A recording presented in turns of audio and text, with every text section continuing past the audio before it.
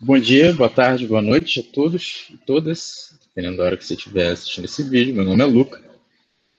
O título do meu trabalho se chama Espectrofotometria, um estudo de variação geográfica, uma revisão taxonômica de Eleuthrix auritus.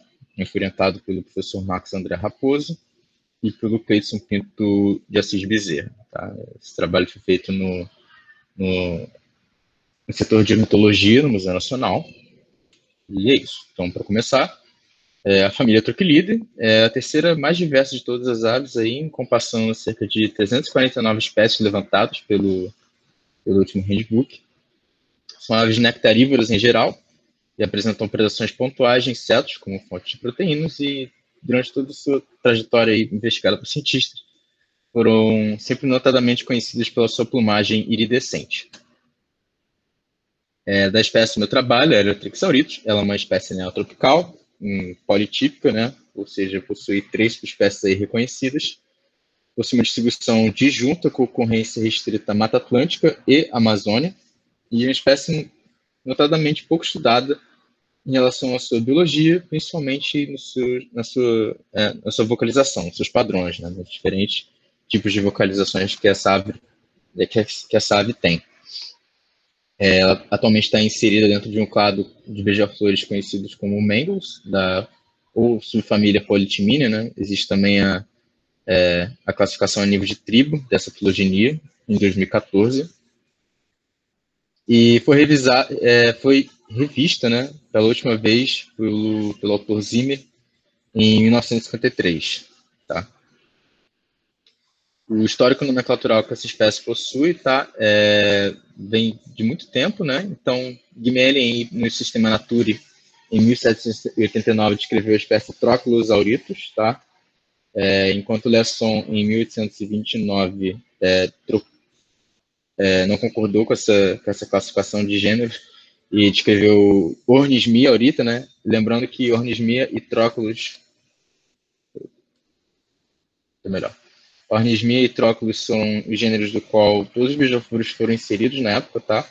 E Boy, em 1861, ele descreveu o gênero Eleuthrix e inseriu as formas, né, auritos dentro desse gênero e passou a valer assim desde então. Então, Trochilus auritus aqui, né, mostrando as pranchas. Essa aqui eu não consegui em cores, infelizmente, mas nessa aqui eu consegui. E nesse trabalho o Desson faz referência à prancha do Brisson, que é a que o Gmelin cita no seu trabalho. Posteriormente, foi descrito aí a forma Trochilus auriculatus, né, por Nordman em 1835, aqui sendo retratadas aí pela prancha e diagnosticadas pelo formato da garganta em forma de V, as penas em forma de V, aqui, né, na região da garganta. E em 1855, Gould, nesse trabalho, essa monografia bastante conhecida, né, de beija-flores, ele descreve aí Eleuthrix phainolema já com o nome correto, né, Eleuthrix phainolema, contendo aí, então, na sua região da garganta, totalmente recoberta por penas, penas iridescentes, tá?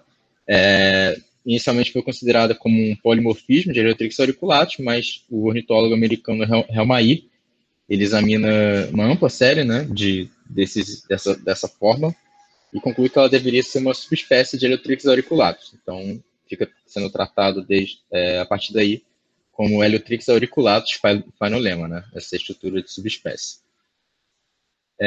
No entanto, 4 anos depois, né, em 1910, o Real Madrid decidiu que Eleuthrix auriculatus não deve ser tratada como uma espécie, né, e a inseriu dentro de Eleuthrix auritus, tá?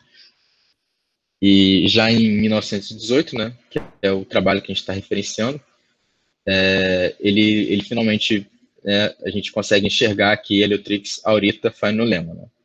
Então, desde essa classificação e a dizímia, né, essa espécie, a partir daí, né, desse momento, em 1918, Eleuthrix auriculatus e phainolema são reconhecidos como subespécies de auritos. E assim foi, né, desde até o trabalho de Zimmer, isso eu queria dizer.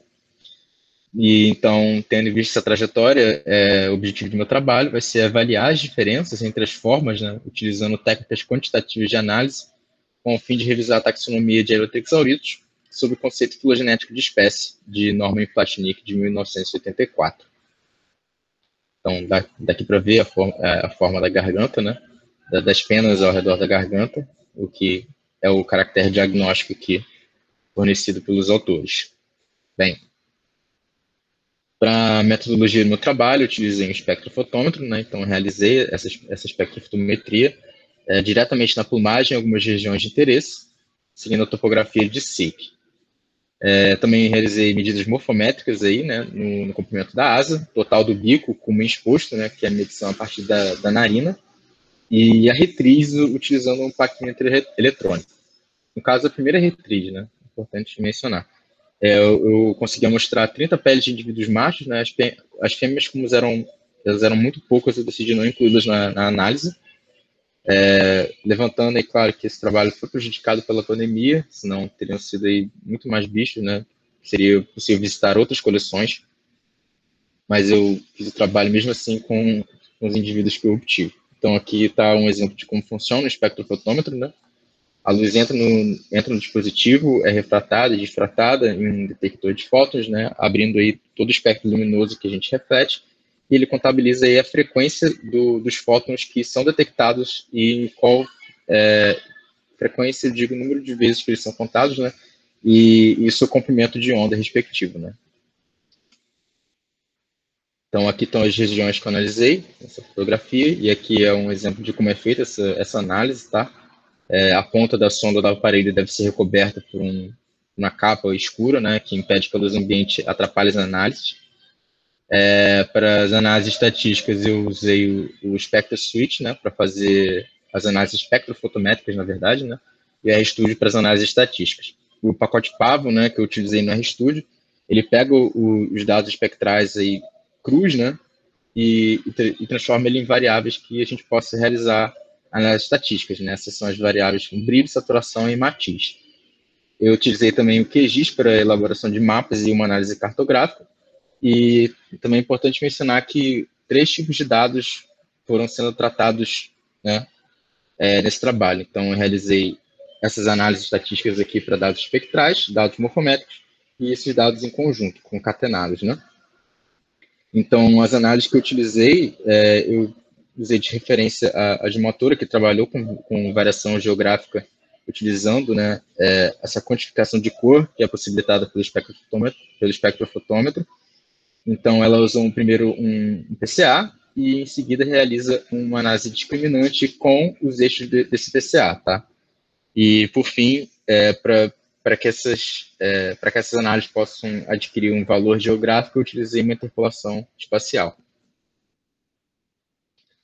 Então, está aqui meus resultados, o PCA da espectrofotometria, tá? Com uma medida exploratória para ver onde esses indivíduos vão se encaixar, né? Utilizando os dados espectrais. Então, as variáveis que mais contribuíram para a variação dos dados ao todo, né? Foram, primeiro, no PC1, brilho da garganta, no PC2, a matiz da garganta, né? Matiz é como a gente considera cor, e no PC3 foi a matiz da bochecha.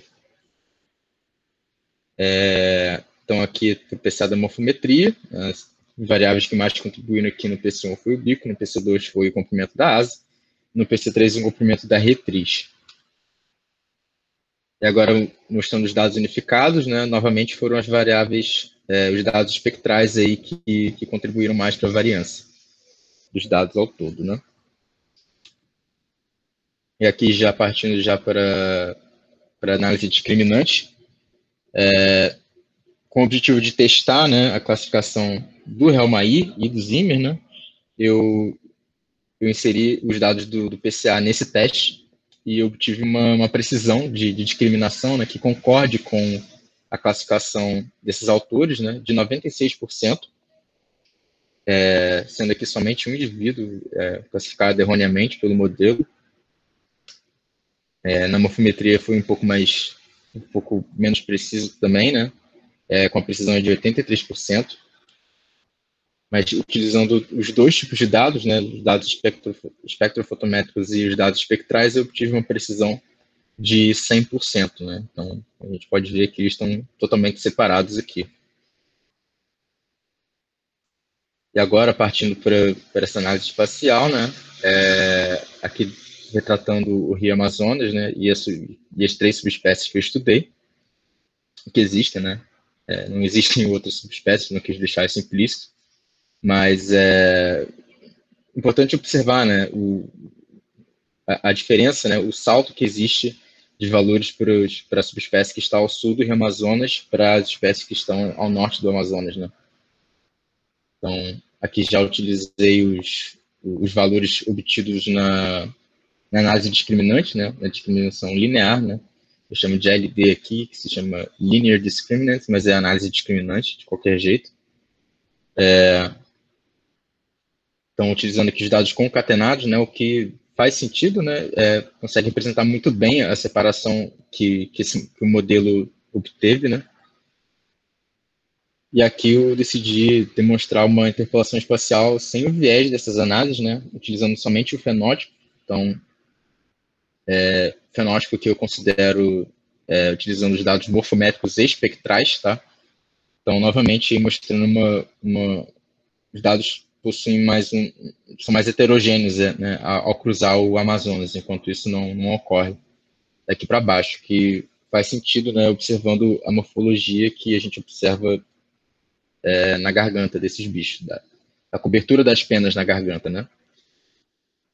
Bom, apesar dessa técnica ser pouco aplicada, né, em estudos taxonômicos em geral, ela se demonstrou com grande potencial por permitir, né, a primeira quantificação das cores, né, o que elimina aí uma subjetividade importante e permite que a gente quantifique cores que o ser humano não é capaz de perceber, né?